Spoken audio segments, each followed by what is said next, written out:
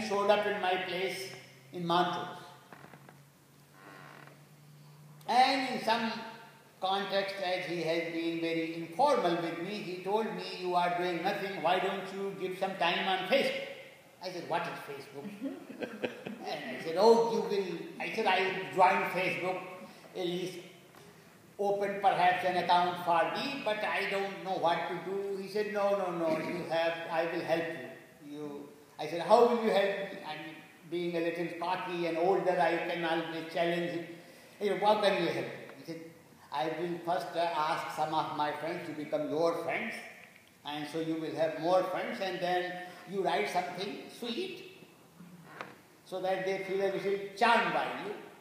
So because I am a speaker, so I thought that I can do. I will try to charm them. And he said, then I will give you friends and then you will see what happens. I said, okay, I am not doing anything. I will see if that can entertain me. So I started doing, he made me 50 or 100 friends. So then soon I got a little juice of it. So I thought, oh, somebody has got 500 friends, some has got 1,000 friends. How can I have more friends? Maybe more juice will come. So, not knowing so much etiquette and being a, what you call, professional beggar or a monk, I wrote clearly, I want right away, very fast, 5,000 friends because Facebook allows only 5,000 friends. Please help me to have more friends. Am I worthy of being your friend? I started like that. So within, God knows, 6 months, 9 months, I had 5,000 friends. And now, because what happened when I got so much exposure to that, gradually I developed my interest in politics. I never cared about politics, even in my student life. And now I have got about 60,000 kind of my page, in which the 60,000 people are what you call participating. And I write whatever comes to my consciousness, how India can become really, again, a great nation, and how eternal values of Vedas can be maintained and can be practiced, and otherwise whole human race is going to the ditch, going to the very bad downfall. So you know what I am trying to say, when you become open in a humble way, you can learn even from those whom you may believe you are teaching. Like he is sitting there, I can believe I am a teacher, but he taught me more, maybe, than I could have ever taught him. You understand?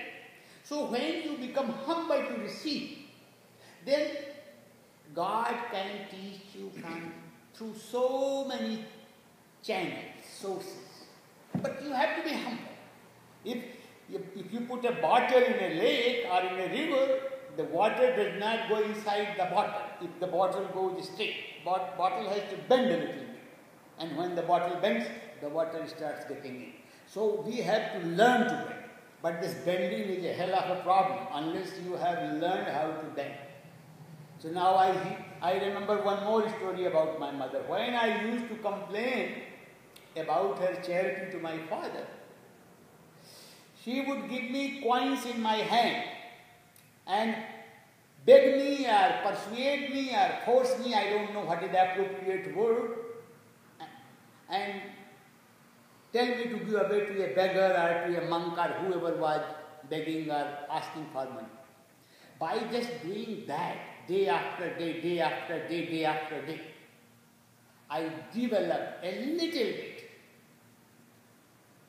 kindness and compassion. But because her was just beyond, I can still not imagine if I will reach that kind of compassion. So when you open yourself to certain practice, those practices ultimately become part of your life and heart. I remember when in early days I became a monk, to develop greater compassion in my heart, I will go and take a dip in the Ganges. Then I will have 1 rupee. That is, in $1 now you can get almost 60 or 55 rupees. So in that 1 rupee, I will take pennies. And then I will give to each beggar. There are many, many beggars there by the Ganges in India.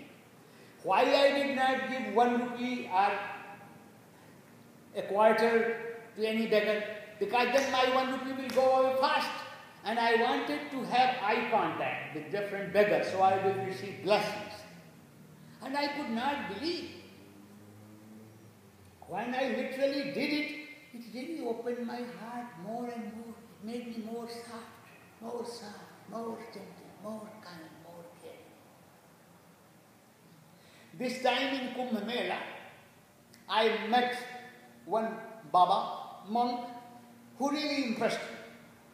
I used to go and hang out with him. He was all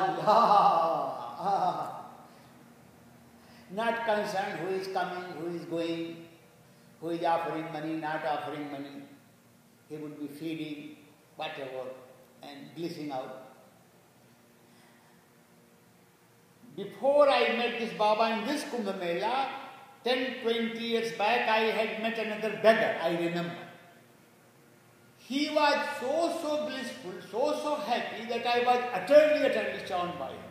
And I sat with that beggar for half an hour or 1 hour. But I had my brother disciple and he was feeling more self-conscious and restless. How long can we continue to sit with that beggar? So somehow he bothered me or forced me to go back to ashram. And I thought, okay, I should go back and then come back free. And when I came back, that beggar, not a monk, was gone. But even as a beggar, so blissful, radiant, detached. If somebody, he would accept it, but somebody was an idiot, take this, just take it. It is for you. So, when you are exposed to such crazy beings who are beggars and who are happy to share what they are begging, then you find, my God, what is going on here? Another monk I remember, who used to visit my parents often, every year. Not only he would visit, he would do what you call counseling for my parents. Because my father was sometimes mean to my mother. He was temperamental. So she may complain against him. So the monk would be teaching them whatever he could teach them. The same monk was so pure and holy. I remember his basic needs were just a simple cloth like this and another cloth loose on his body. And he would be without shoes, or sometimes he would have the most kind of rustic shoes.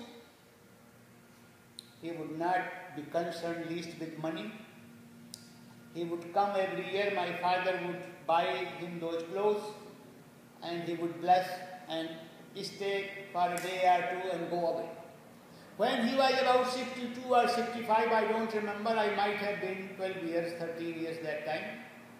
He told my father, I have lived enough, now I want to merge in God.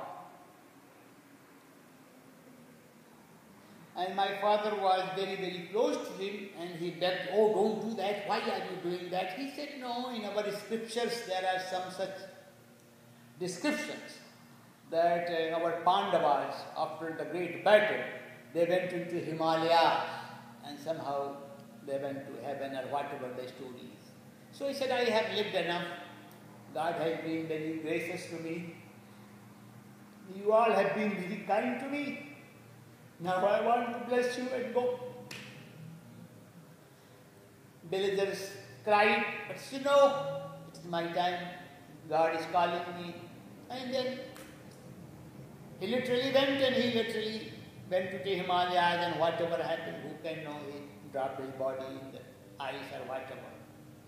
So, and I remember once I went to a pilgrimage with him, with this particular monk. How sweet, humble, detached. And now whole India we have changed. We evaluate a monk's greatness, how much money he has, how many followers, how many cars, and it hurts us when we remember what kind of monks we have been exposed and what kind of life we are leading now. So it is part of sweetness.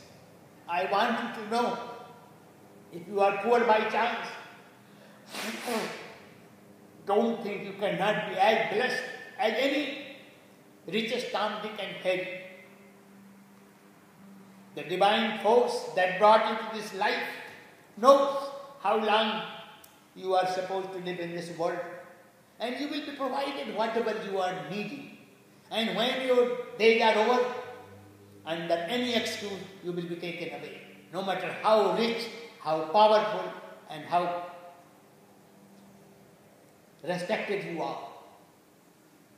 So in this divine scheme, when you are able to take a few steps, sincerely, truthfully, not for the sake of any drama, but for your own satisfaction, you know how God comes to help you in so many ways. Let me tell you one interesting story of this country, though there are many stories.